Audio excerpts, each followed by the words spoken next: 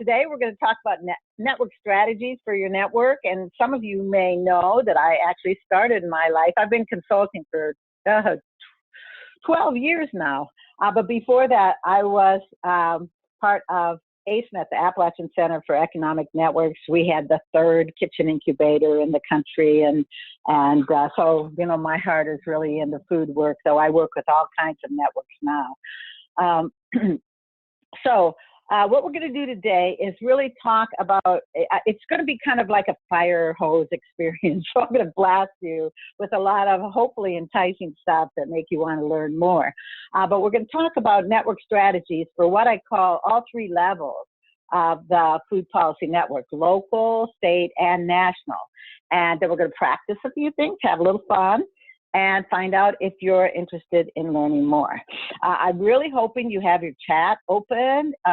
So somewhere on your screen, I think down at the bottom, you can click on the little balloon so you can write in the chat, because I'd love for you to both ask questions, but I'm also gonna ask you to, you know, write some things like what you're doing in the chat as well. So if you can find that chat, that would be great.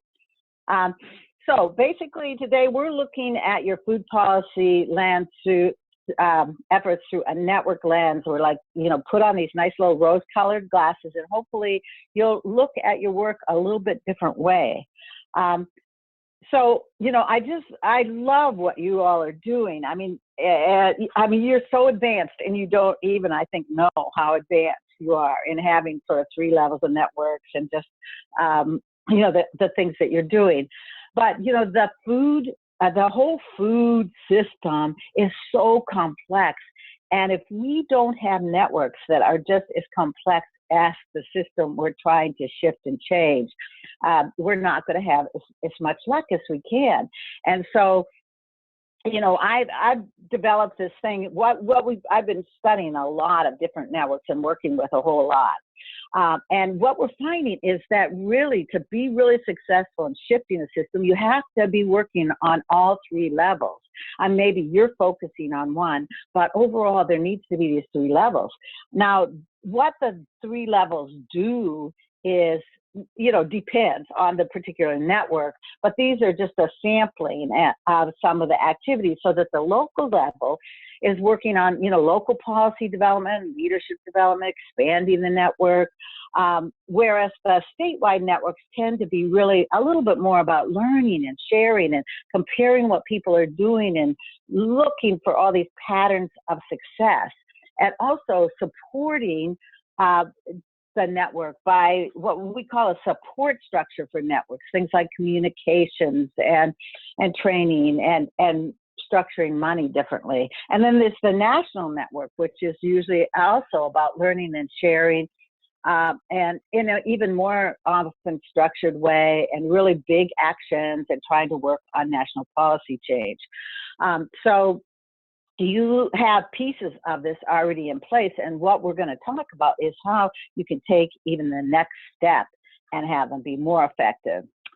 And so what I've found is that by studying like about 500 different networks, the ones that were really starting to shift systems, and we call it a system shifting network, looks like this. And so if you're not familiar with network maps, this is a map that's made when all the dots represent people, and the lines represent their relationships, and the colors represent difference.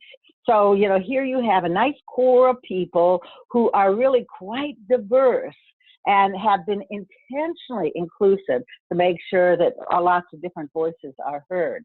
And then they have the gray dots are your periphery. And lots of people forget that you have to really think explicitly about your periphery. And that's all people, you don't have day-to-day contact with them, but this is like maybe the funders or different expertise, people in other communities sometimes are there. And so, you know, it's really important to have that periphery and everybody having access to that. But a system shifting networks are, besides being diverse and intentionally inclusive, people in them are interacting as peers. There's no bosses here, and people are taking initiative, and they are self-organizing collaborative projects and experiments. And what that does, and we'll talk more about that self-organizing piece in a minute, but just that people are forming collaborative projects. And that creates a lot more leaders and people with skills. But still, the decision-making and much of the decision-making and action is pretty decentralized, even though there might be some coordinating action there. And the piece that we really forget and don't spend enough time on, because we've got those to-do lists, is learning, sharing and learning, and deeply try to figure out what worked, what didn't work about what we did, and sharing that with others. So those are just what we need, is for each of those 3 networks we talked about to look like this. And you know, we'll talk about ways that you can think about mapping your network as well. This was made on a platform called Kumu.io if you're interested. And that could be something that we talk about and learn. So, you know, how do you get to a system shifting network?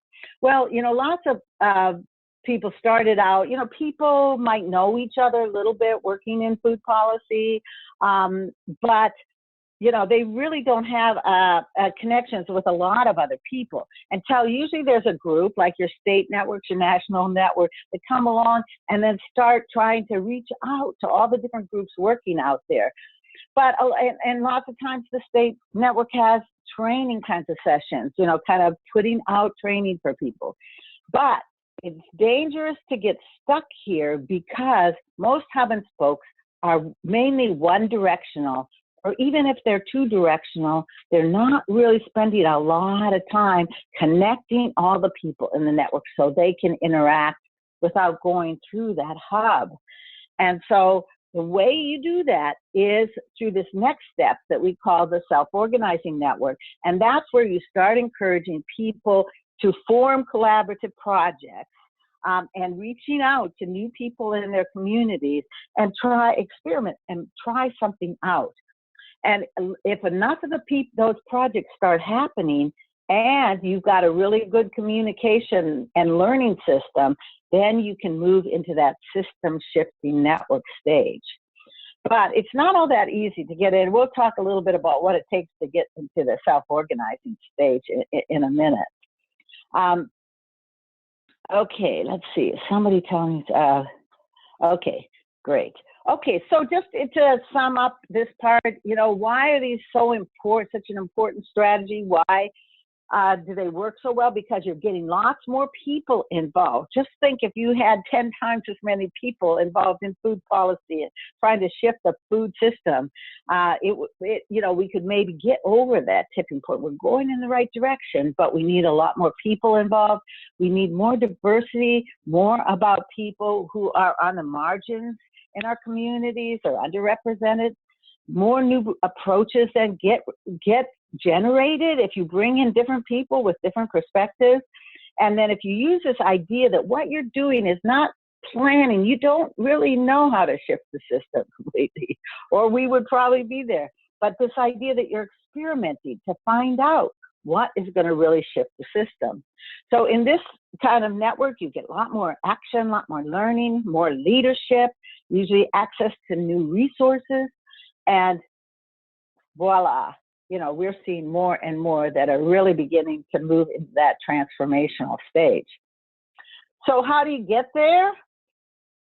Well, there's these 4 strategies, and we're just going to touch on them today, but you know, there's activities you can do in each one, and they're all tied together by a new kind of leadership, that's network leadership.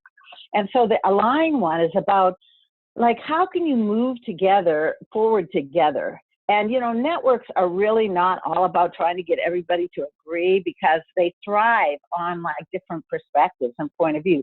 But it helps if people have some sense of overlapping purpose, you know, that their purposes are somehow aligned and that they have values, these values that I call network values. And we're going to do a little survey so you can see how your network values have shifted. And that's how you get alignment, rather than through trying to get a mission or a vision or whatever, so much in networks. Then this idea that you connect strategically. So it's about connecting, but you want to connect so people start doing stuff together. You can bring two people together and say, hey, you're both interested in the same thing. How can I help you make something happen? And then if people are learning, if lots of projects are getting together and learning and figuring out what's really going to make a difference, where are the leverage points, then you can really start getting somewhere. But the key that we often forget is networks need support. They need good communications. They need money structured the way that's really going to help support collaboration and so forth. So just ask me questions. I know I'm going through this a little fast, but you can put questions in the chat. Okay, so now we're going to see how where our values stand in terms of network values. And this checklist we're going to do right now, and then I'm going to jump out of this share screen. Oh, how do I get out of here? Oh, it's underneath here. That's what it is. I'm going to have you, I'm going to put this link in the chat, and you're going to take this, and this is a great survey you can give to your networks too. We have different versions that I'll show you that, you can both look at your own personal values, but also your networks or your organizations, and that really is great. So there's a link for you to check on. And then I'm going to stop sharing screen here real quickly, and I'm going to show you the results. So go ahead and take it. It's only 10 questions. I'm going to stop this share, and then I'm going to click on this myself. And everybody being able to access it. And then I'm going to share screen here. And hopefully by the time you're done, I will be able to show you the results. And you can kind of let me know in the chat, if you're done or whatever. And but just do your first responses. So these are just some. We have a list of about 40 values. This is just a nice place to start. Oops, I got to submit my answers. Okay, we have a couple quickies who really got this done fast. So I'm going to keep refreshing this. And you can see we have about, we have 6 people taking it. Let's wait for a few more, or 7 now. We'll reload this page, keep reloading. 9. Okay. We're not trying to make you feel rushed or anything. But, okay, we got 13 responses. Let me know if anybody is 14. Oh boy, this group is really you're networky. Okay, I think I'm gonna stop now. We've got 14 responses.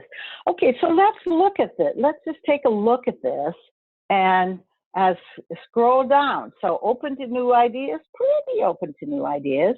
Not everybody is strongly agreeing, but everybody is either agreeing or strongly agreeing. Okay, let's keep going down. Okay, how about the transparency one?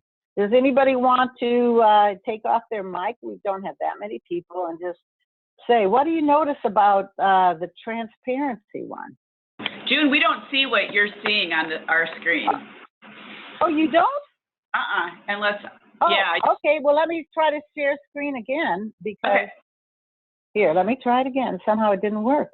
Okay, now do you see it? Now we got it. Thank you. Yeah, you got to interrupt me, because I get on a roller coaster here. So, okay, so let's start over again. So you can see, open to new ideas. We're pretty good on that one, right? Diversity in our lives, pretty good. What about transparency? What are you noticing about transparency? We're scoring a little bit lower on that one, right? Opportunity seeking, well, you guys are really great here. Okay, look at this one. How about number 9, comfortable with uncertainty?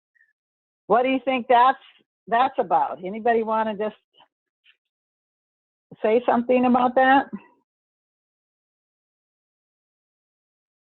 This is Megan. I would say that if perhaps if you are a nonprofit or beholden to certain funders, it's possible that in order to obtain deliverables, uncertainty may feel a little bit uncomfortable. So while that doesn't work in every situation, but perhaps for people reliant on funders for their organization, that's uncertainty sounds scary. Yeah. And part of what we've got to do, and I'm working a lot on this, like with Robert Wood Johnson, they're changing to a network organization, we're hoping. Yeah, funders have to change too, because they're all about these deliverables and outcomes and plans right now. And what we're saying is, that's not necessarily, I'm not totally against planning. You want to do it especially in your collaborations, you need plans. But yeah, and then that idea when you're dependent on other sources of money and feeling uncertain about, is that going to be coming in or whatever. So, and then how about letting go of control? What's the issue there? Anybody else want to talk about that? Jessica, what's the issue with letting go of control?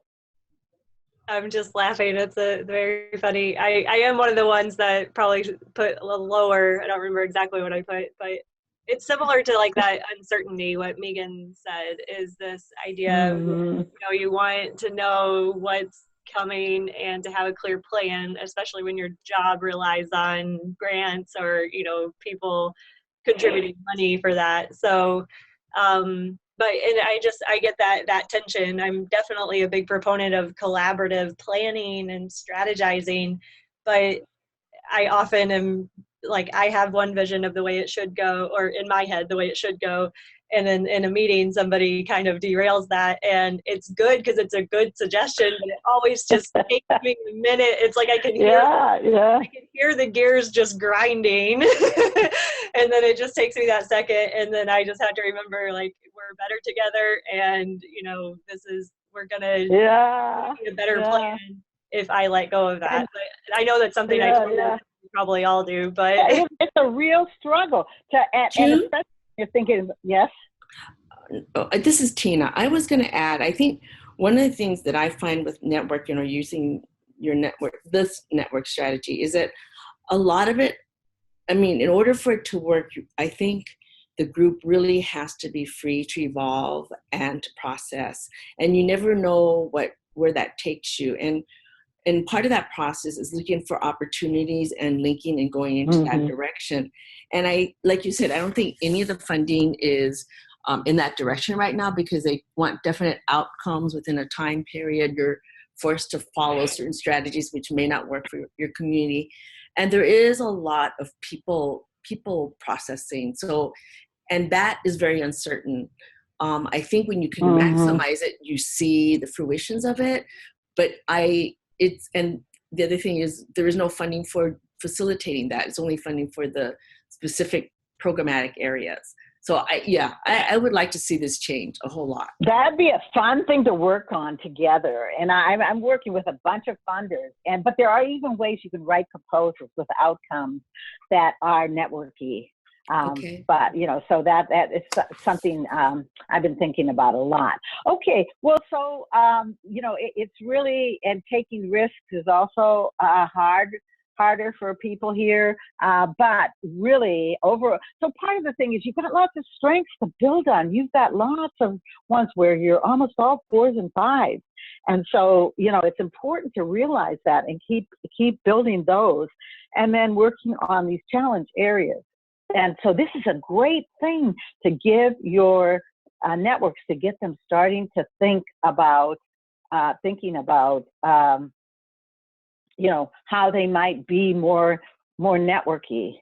And I know some people are asking questions, and we'll try to hold them and get to them at the end.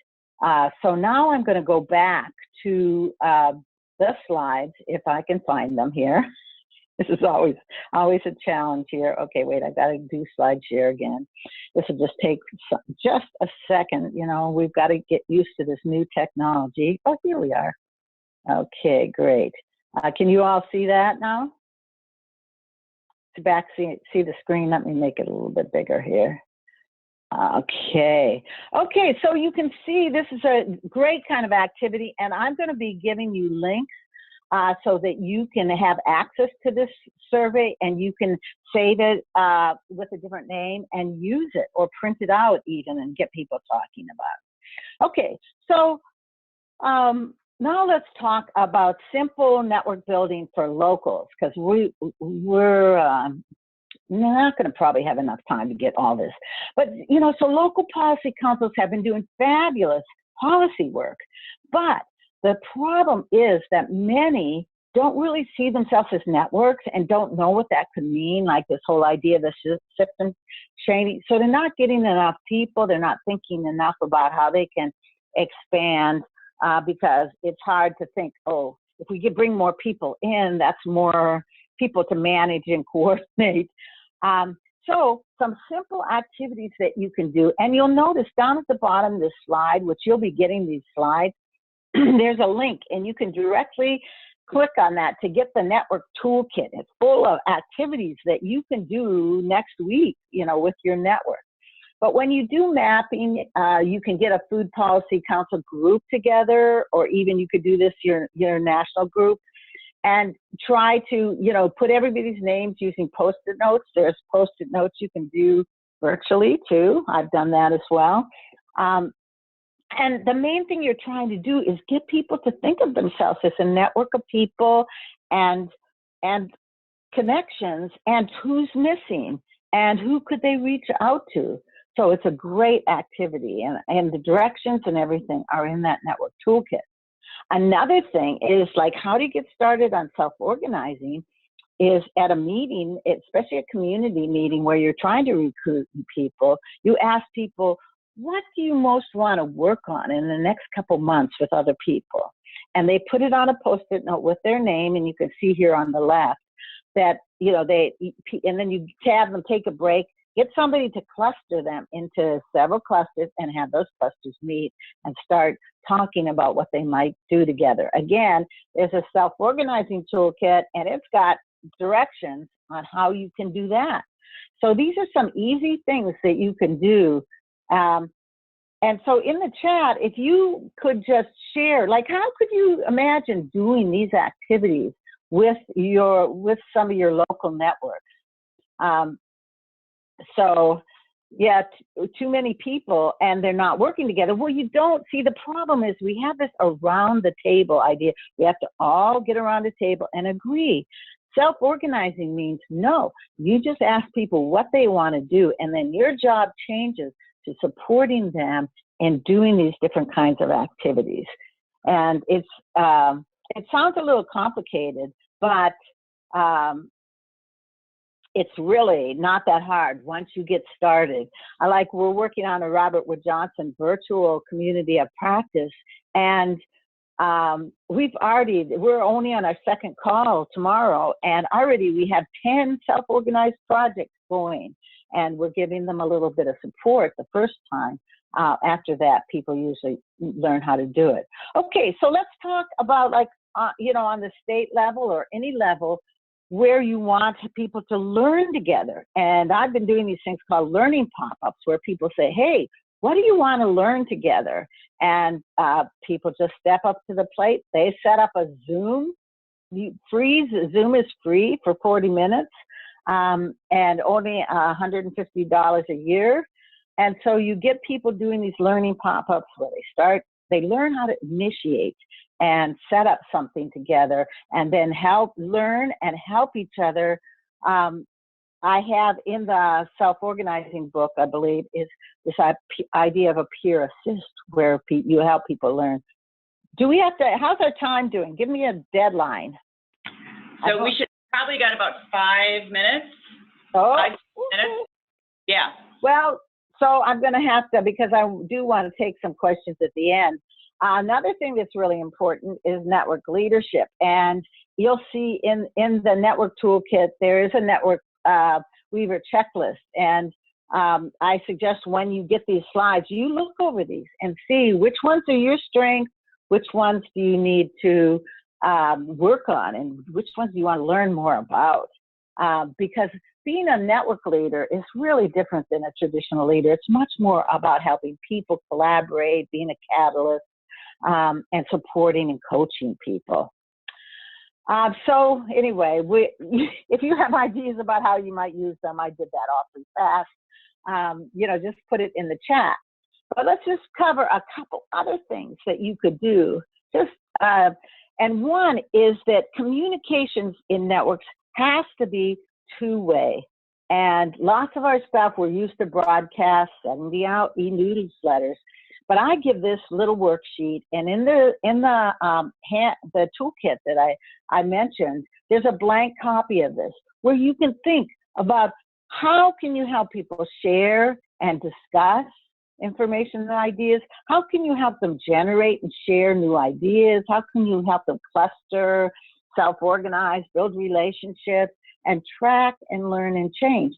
And you've got to get a set of things like Zoom and Google Docs and whatever that are going to help people so they can reach each other without having to go through you, because that's when things get powerful, and then you don't have to be in control. They can do things, and as long as they're sharing back and everybody's transparent, it works amazingly well. At ACENET in Southeastern Ohio, we probably in a year would have 100 different projects going related to food systems.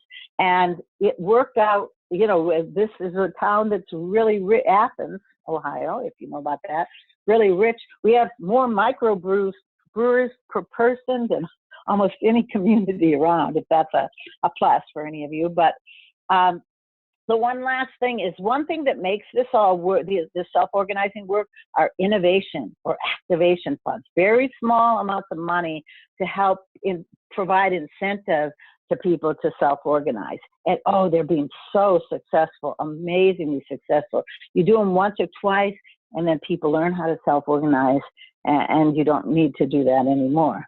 So we've got to wrap up here. What I'd like you to do is, there's just a little survey, but then in the group chat, what I'd like to do is just, if you can click on this survey, I'm gonna put it in the chat here. It's only 2 questions, and if you can do that. Oops, I'm sorry, I didn't send that to the whole group here. We'll try that again. Okay, then what I'd like to do is take some questions from people. I'll look at this. Maybe some of the folks, Center for Livable Futures, can you summarize any of the questions that people had that maybe we can take some time to go over? I was thinking, June, that maybe the best thing to do would be, for a lot of these questions, we could have you respond afterwards, an email, and we could send it out to everyone. But maybe one that would be easier to talk about would be, how do you operationalize action learning in food policy councils? Oh, well, that's something that, and whoever did that, if you put your email in, we're going to have a little pop-up to learn about, especially about what I call deep reflection and this action learning. Are you particularly talking about the learning part? Because that is really exciting. We're making real progress on that in terms of, the thing learning needs is contrast. And so it's not just one project together, but that's why these groups are like this one are so precious, because you have people doing slightly different things, and then they talk about what they're doing, and then you can really begin to notice patterns. I have a free on the WW Network Weaver site. There's a free thing called 20 Questions for Deep Reflection that you can use. But I think really part of the thing is making sure you set aside time. I'll never forget, some of you may know Beth Cantor, who's like a real guru of tech network kinds of stuff. And the first time we had a conversation with her, we spent 30 minutes talking, and then she said, stop, it's time to reflect. And we spent 30 minutes talking about the first 30 minutes. and we made all these incredible breakthroughs and insights about how technology could support networks. And so, you know, it's almost, you can say you can't spend too much time reflecting and learning on what you're doing, because that's where you're going to make the breakthroughs and get the insights that allow you to do things differently and in a hopefully more successful way. So thanks for being on here. I'm going to make sure that you have the link, right? Center for Livable Futures. You have the link to the whole folder, because it's got all these different resources in it for you. And only thing I ask, if you use a survey, make sure you make a copy and move it someplace else.